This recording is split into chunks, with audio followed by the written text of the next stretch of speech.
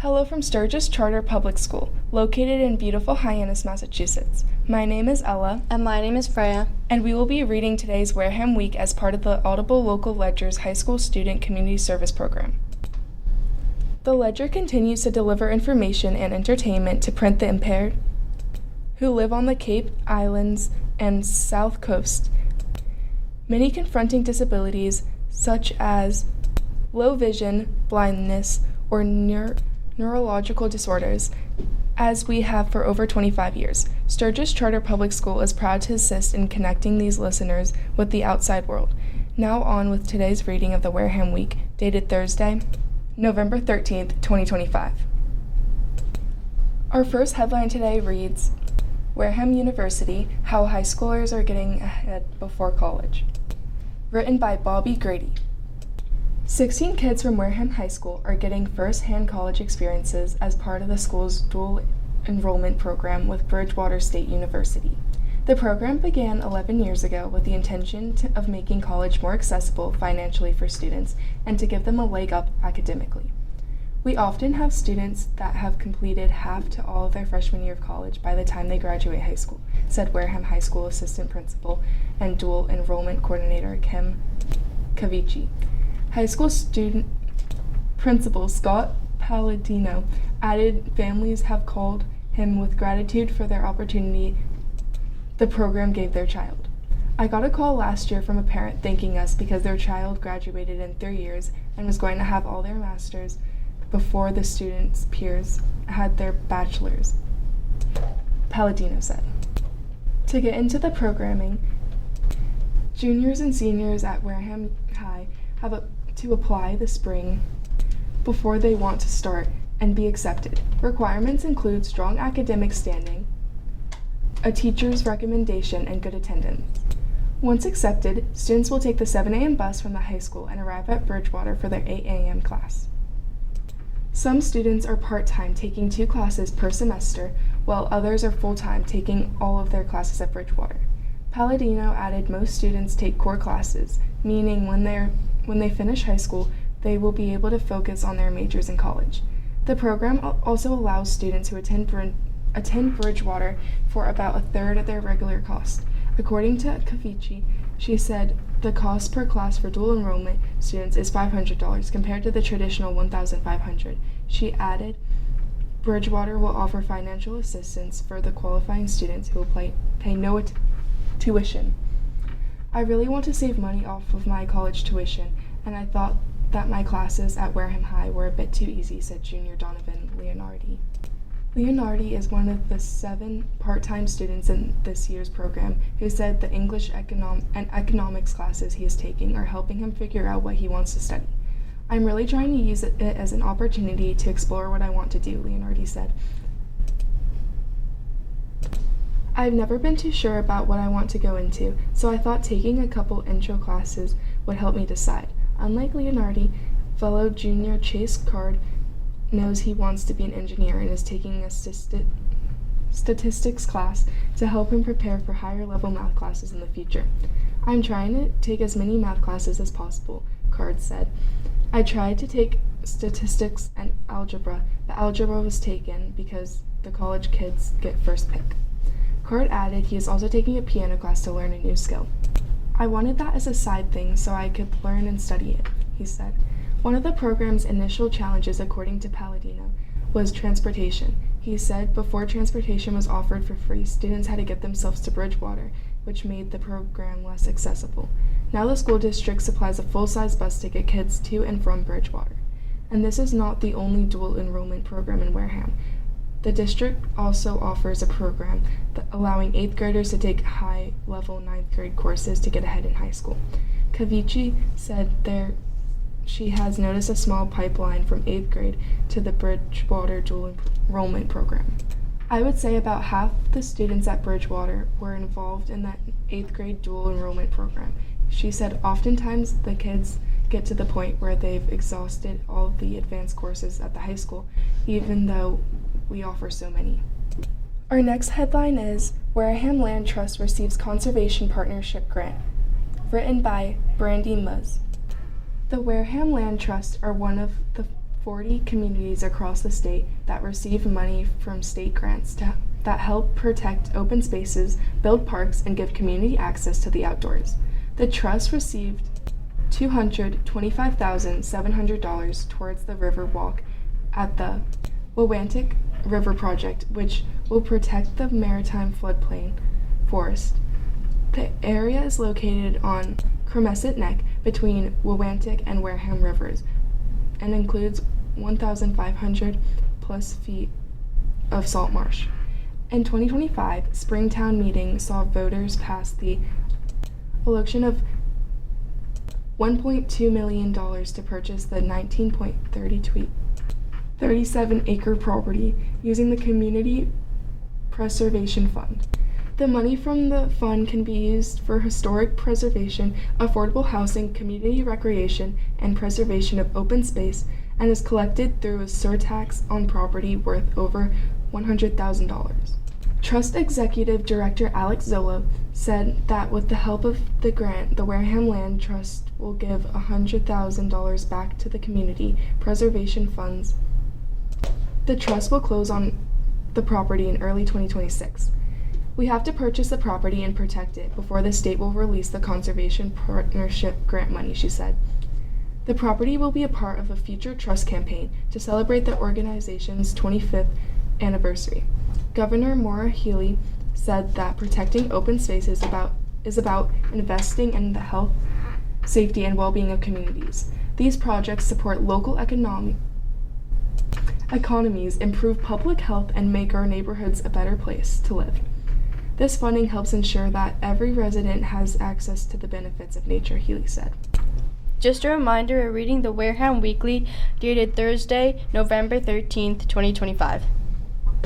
Our next headline is Super Bowl comes to Wareham. Tigers send 2 teams to championship by Bobby Grady.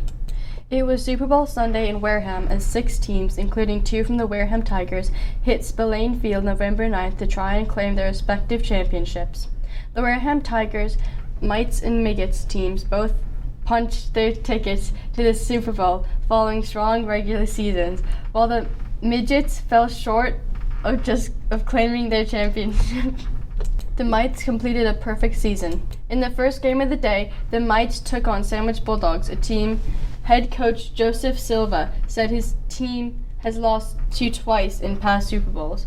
But this year was different. The Tigers took home a title, winning 28-8.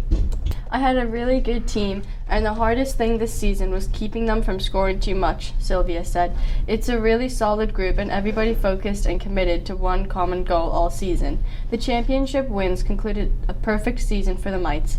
The team finished with 8 wins and 0 losses in the regular season and tacked on another 2 playoff wins. I think our average margin of victory was 25, Sylvia said. But the team's success did not just include the offense. Sylvia said his team only gave up 16 points all season, including the 8 on Sunday. The hardest thing to do was keep the kids disciplined, he said. You're constantly having to remind them the last game means nothing. It's the next game that matters. Sylvia's nephew, Sai Beritu, coaches the Wareham football team, and Sylvia is hoping his 7, 8, and 9-year-old players can eventually find their way playing at the high school. This is a feeder system for the high school, so to get more kids involved would be great, Sylvia said. Sylvia added he hopes the success of this season helps increase the numbers of kids playing football in the future. He said this year's numbers across the 4 Tigers teams are down from 105 last year to 95. 8-year-old Katori Andrews said it felt good to compete the undefeated season, emphasized the importance of defense. Defense wins championships, Katori said. With his dad Brandon, who said it was great to watch his son's hard work pay off. I knew he could do it, Brendan said. He plays hard, he goes to practice, and he practices off the field. The Mites became the second Tigers team to win a championship and earn an undefeated record this season. The youngest team, the Mighty Mites, completed their perfect season Saturday, November 1st. The second game of the day, and last for the Tigers, was the Midgets, who took on the Hanson Warriors. Despite the 12-24 loss, head coach Alan Montero said his team fought to the end and he is so proud of them. I'm proud of my kids because they played hard and they played the whole game and never quit, Montero said. We had too many turnovers, and that cost us the game. He added the loss in the season where the team recorded 8 wins and 2 losses serves as a learning opportunity for the 12, 13, and 14-year-olds he coached. They learned the importance of family, teamwork, and to stick together no matter what, Monteiro said. Football is just one of the many sports the Wareham Tigers offer. Throughout the year, kids can participate not only in football but in cheerleading, basketball, and wrestling. Our next headline is the 3rd annual Veterans Day Parade brings hundreds together to honor the nation's heroes, written by Brandy Muzz. Red, white, and blue poked through the coats of bundled-up community members who gathered down Main Street for a parade to honor those who served the country. The annual Veterans Day Parade down Main Street, held Tuesday, November 11th, brought hundreds downtown to watch performers, veterans, and local organizations honor those that have served the country. Following the parade, a ceremony in Center Park featured several speeches. One of the parade's leaders was Marine Corps veteran and Wareham native Benjamin Baptiste, who served in the 2nd Battalion in the 5th Marines starting in 1992. Following his military service, he built a career spanning over 25 years in the construction industry. Baptiste is the commander of the Dudley Brown VFW in Onset and gave thanks to those he said helped veterans like Select Board Chair Judith Whiteside and former Army Lieutenant Colonel Matthew Stanton, who runs the JROTC program at Wareham School. I think now more than ever the community needs everybody, all hands on deck, Baptiste said. If you haven't found your niche yet on how you can support the community, keep trying. There's all types of things you can do to be of service to your community. If you haven't had any guidance, you can come to the VFW. State Senator Kelly Donor spoke at the ceremony, asking those who did not serve to honor veterans. Donor's father served in the Air Force, something she said helped instill the obligation citizens have to those who laid their lives down for the United States. They're the reason that we have to go to school, and they're the reason that we have freedoms that we have today. So I believe all of us, we make an obligation to make sure that we are always putting our veterans first and making sure they're taken care of first, she said. Winner, the Patriots Pen essay winner, Charlie Avila, reads her paper about how she shows patriotism. The Patriots Pen is an annual national essay contest for students in grades 6 through 8, sponsored by the Veterans of Foreign Wars. Being patriotic is showing respect to your country by being there and helping people, she said during her speech. The national anthem was sung by Onset Bay Association President Kat Jones, while the McGann Marching Band played various songs from branches of the military. With dozens gathered together in Center Park, Stanton said it is a special day in Wareham. I think the community takes a lot of pride in its effort to celebrate the veterans. There's great leadership from Judith Whiteside, who really makes us focus and get it done, he said. It's a real first-class event. We started off with a parade. We get the whole community out on Main Street, and it is a great showing, even though it was cold. Stanton said the parade gathered 48 different entries, ranging from marching bands to assisted livings. Some parade entrants even had veterans inside the vehicles, in which Stanton said was a fantastic opportunity to include them in the celebration. Overall, it was all just a great opportunity for the community to come together, he said. Our final headline for this week reads, Grace Lighthouse Church moves indoors, written by Brandy Muzz. After years of service held under a tent, the Great Lighthouse Church has finally moved indoors. The church celebrated its first celebration under its new roof at 2703 Cranberry Highway, Sunday, November 2nd, bringing members inside for the first time since the pandemic. Pastor David Begori said it was glorious to finally have everyone together. We had a big theme on our bulletin board, Glory to God, because it was such a long process, he said. Known as the Church Under the Tent, the plans to build a physical location for the congregation has been in motion since 2015, when Bergery became the leader of the church. According to Bergery, the church purchased the Cranberry Highway property in October 2019, but the pandemic delayed building plans. We knew there was a bigger desire for us to be on the property, he said, so we bought a 3,200 square foot tent and became known as the Church Under the Tent. We had electricity installed, built a shed, and did a total of 65 outside services. The church purchased a modular building comprised of 6 60-foot sections and started construction in April of 2023. With a large meeting space, 3 offices, bathrooms, and a media room, among many features, construction took almost 14 months. Modular buildings are structures made of prefabricated pieces that are joined together on site to form a complete building. Burgery said that 125 people that showed filled this new space almost entirely. It was amazing. I can't describe it any better, he said. We were pretty much filled. We weren't entirely full, but we were almost at capacity.